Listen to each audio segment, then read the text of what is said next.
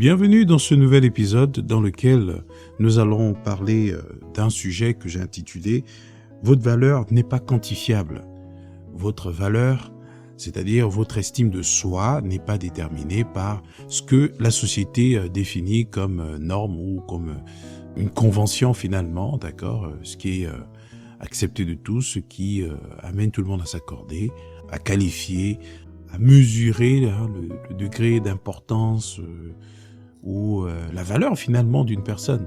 On va essayer de le comprendre parce que nous sommes dans un âge où, pour tout et pour rien finalement, on peut être amené à toujours regarder à la valeur des autres en fonction, d'accord, de ce que la société nous inculque comme unité de mesure. Et quand on va par exemple sur les réseaux sociaux, on va voir que très facilement les gens estiment l'importance, d'accord, de ce qu'elles font ou de ce qu'ils font en fonction du nombre de vues, du nombre de likes, du nombre d'abonnés, du nombre de commentaires. Et déjà, je ne sais pas si ça vous dit quelque chose, si ça vous inspire quelque chose, hein, cette phrase-là. Allez, abonnez-vous, commentez, partagez, likez. Je crois que ça vous inspire quelque chose parce qu'aujourd'hui, c'est beaucoup plus dans ce sens-là que nous sommes en train de nous orienter, en fait, la société. Hein, quel est le poids de ta communauté? Quel est le poids du nombre de personnes que tu influences? Quel est le poids du nombre d'abonnés que tu as? Est-ce que tu es visible? Est-ce que tu es populaire? Est-ce que tu as de l'argent? Est-ce que tu as des réalisations? Est-ce que tu t'affirmes assez? Donc, ce sont autant de choses qui peuvent nous amener à, bien entendu, manifester des complexes et donc qui peuvent aussi déstabiliser la dose normale, on va dire, hein, d'estime de soi avec laquelle nous sommes nés, en fait. On va dire avec laquelle on peut avoir grandi, hein, si on a grandi, bien sûr, dans des bonnes conditions. Parce que ça peut arriver qu'on ait évolué dans une famille où on n'a pas toujours été encouragé, on n'a pas toujours été mis en valeur, et donc on a grandi avec une faible estime de soi. Ça peut se faire, ça peut exister.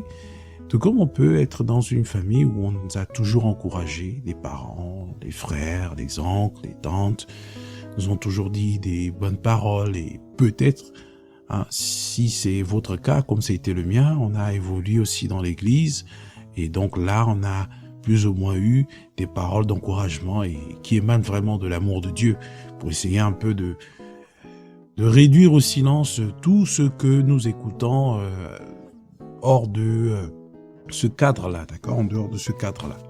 Donc vraiment, votre valeur n'est pas quantifiable. Pourquoi ce message?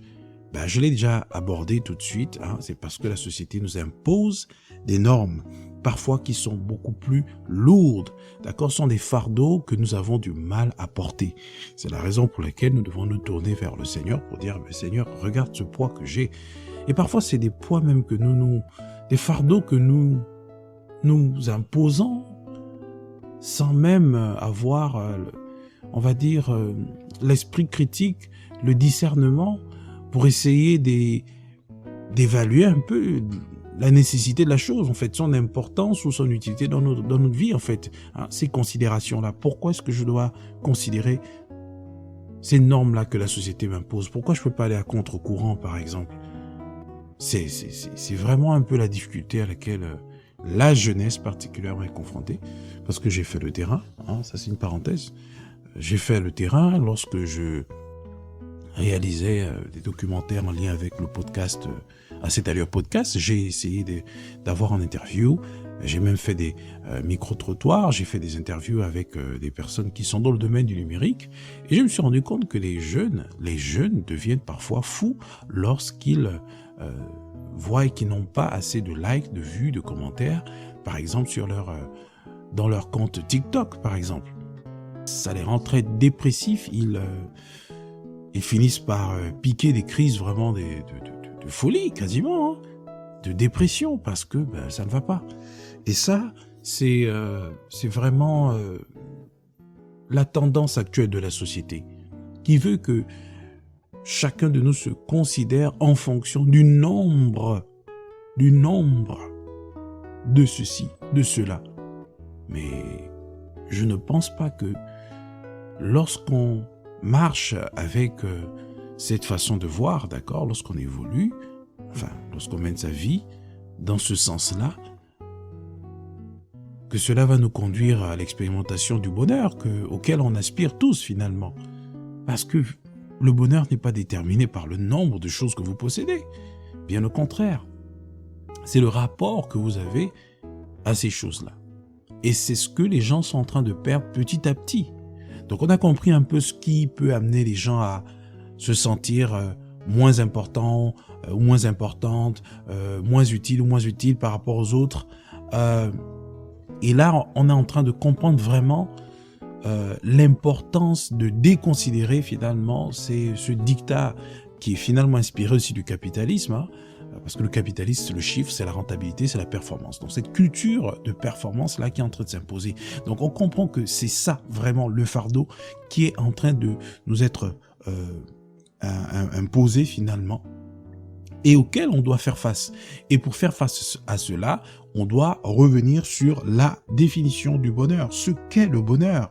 Et c'est ce que je m'évertue à faire en fait dans ce podcast. Le bonheur est un état de paix, un état de liberté, un état de bien-être, mais également d'accomplissement. Donc, quand on doit parler vraiment de sa valeur, mais on doit se tourner vers ce qui nous permet d'être en paix, ce qui nous permet d'être libre, ce qui nous permet d'être en bonne santé. Donc, on ne peut pas être dans la pression et toutes ces choses que cette société nous impose, mais surtout cette capacité à se réaliser et ce, sans complexe, en fonction des projets que nous avons, des objectifs que nous nous sommes assignés pour notre bonheur, pour notre bonheur. Et cela ne se fait pas sur la base d'un nombre de cases que nous ayons cochées, en fait, que nous sommes amenés à cocher, que la société nous impose à cocher. Vous voyez ce que je veux dire? Donc ça, vraiment, c'est très important de le comprendre.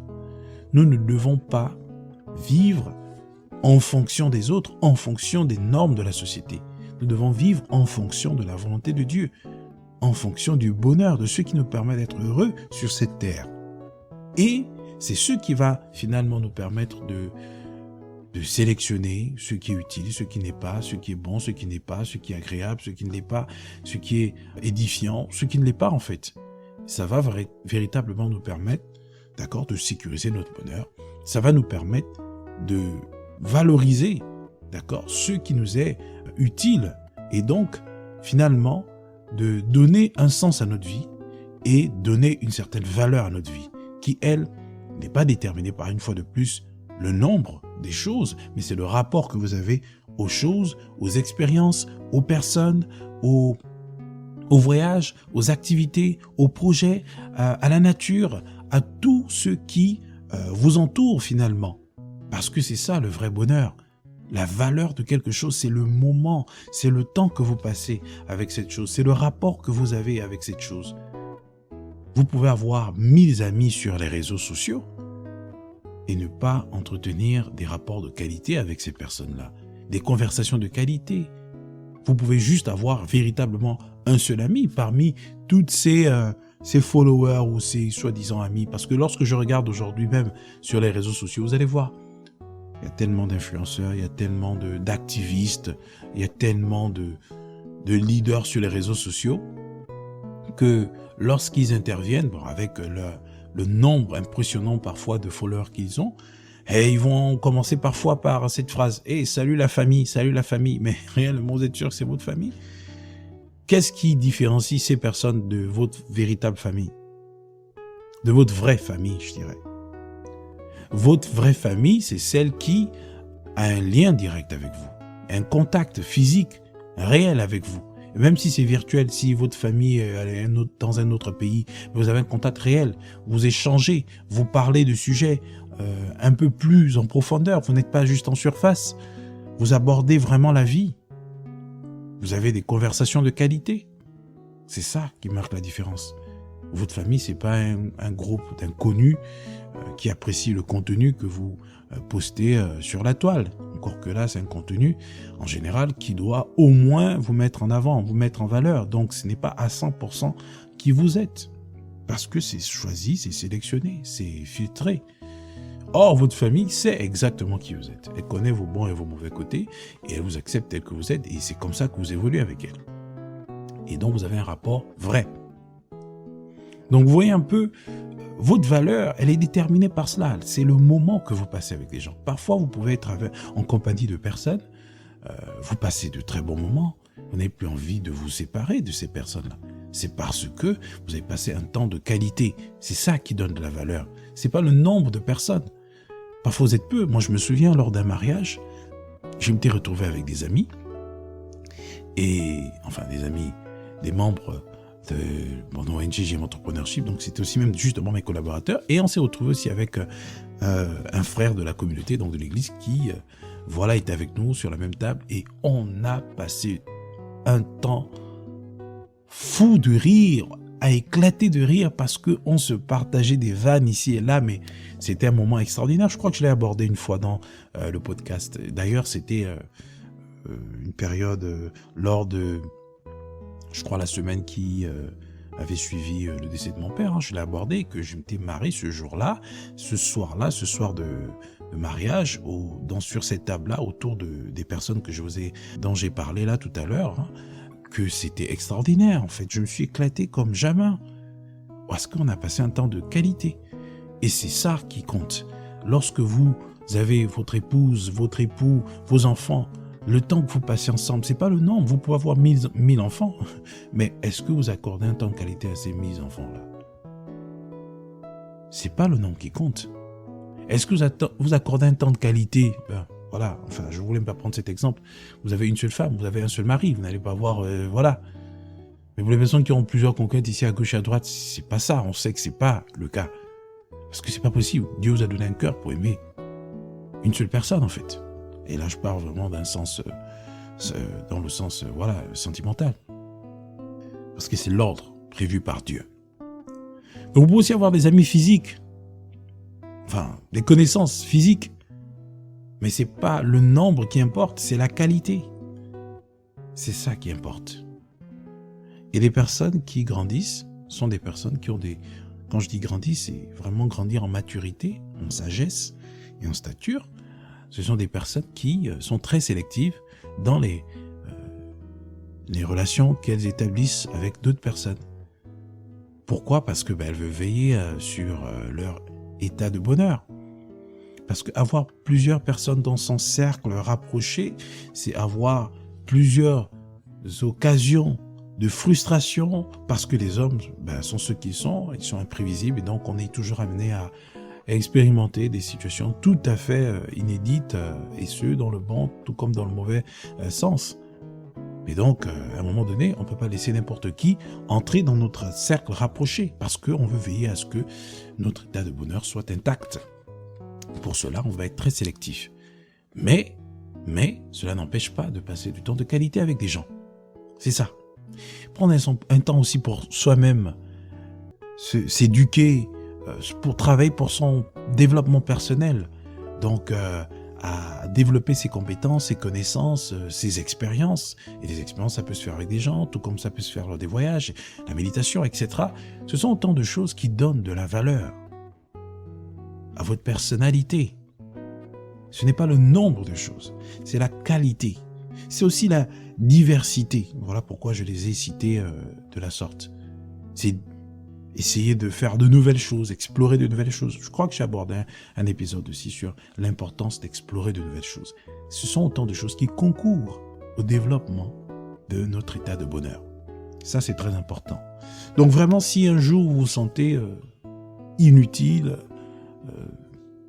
dévalorisé par les gens, en fonction de ces normes finalement que la société impose, et même là quand je parle de la société, en général ce sont les réseaux sociaux aujourd'hui qui nous dictent un peu la culture populaire, parce que sur les réseaux sociaux tout le monde peut dire ce qu'il pense, on peut facilement adopter de nouveaux comportements suite à la consultation ou la consommation de contenus qui sont publiés sur les réseaux sociaux. Donc aujourd'hui vraiment les réseaux sociaux occupent une grande part de responsabilité dans l'éducation populaire.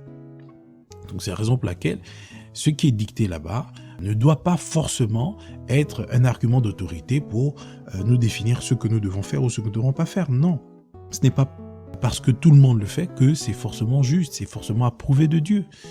D'accord? Donc large et spacieux, le chemin qui conduit à la perdition, mais resserré et étroit. Le chemin qui conduit à la vie, il y a peu qui le trouvent. D'accord? Nous devons choisir vraiment des choses qui sont salutaires pour nous. Et ces choses, généralement, elles ne sont pas approuvées du grand nombre. Donc, c'est pas le nombre qui importe, c'est la qualité. La Bible nous dit, pour revenir dans les Écritures, même dans le cadre ecclésiastique, ce n'est pas le nombre d'actions, d'œuvres, enfin, que vous faites qui vous amène à être approuvé de Dieu. Non, bien au contraire, c'est la qualité, le rapport que vous avez avec Dieu, l'intimité que vous avez avec lui. C'est ça qui importe.